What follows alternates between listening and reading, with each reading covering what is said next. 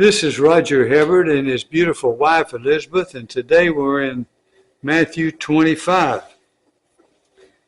Then the kingdom of heaven will be like 10 virgins who took their lamps and went to meet the bridegroom. 5 of them were foolish and 5 were wise. For when the foolish took their lamps, they took no oil with them, but the wise took flasks of oil with them, their lamps. As the bridegroom was delayed, they all became drowsy and slept.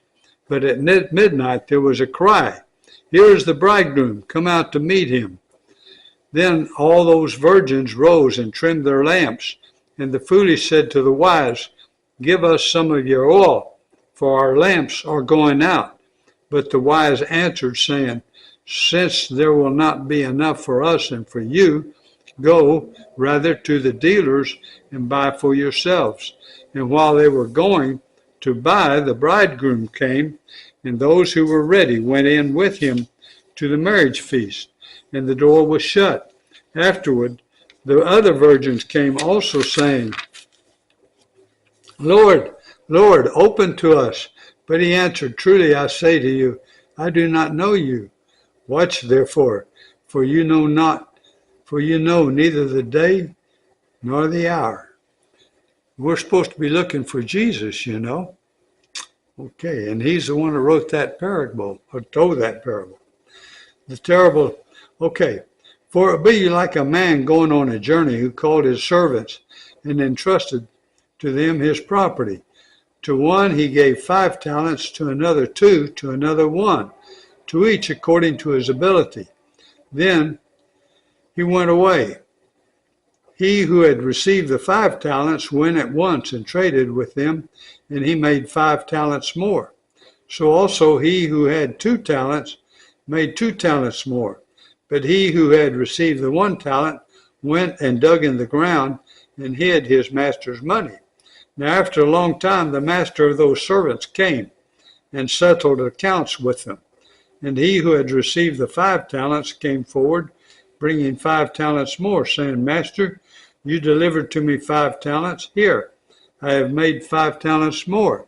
And his master said to him, "Well done, good and faithful servant. You've been faithful over a little. I will set you over much.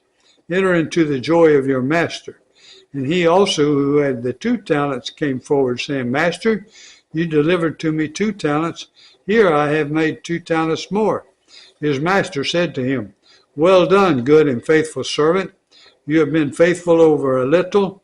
I will set you over much. Enter into the joy of your master." He also who had received the 1 talent came forward, saying, "Master, I knew you to be a hard man, reaping where you did not sow, and gathering where you scattered no seed.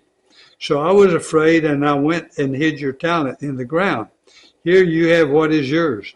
But his master answered him, "You wicked and slothful servant, you knew that I reap where I have not sown, and gather where I scattered no seed. Then you ought to have invested my money with the bankers, and at my coming I would have received what was my own with interest. So take the talent from him and give it to the one who has the 10 talents.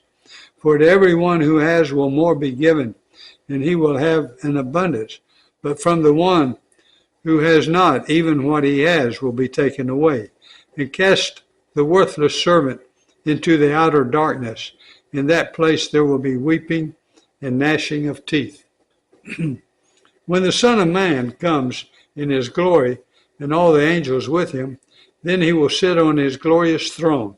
Before him will be gathered all the nations, and he will separate people one from another, as a shepherd separates the sheep from the goats.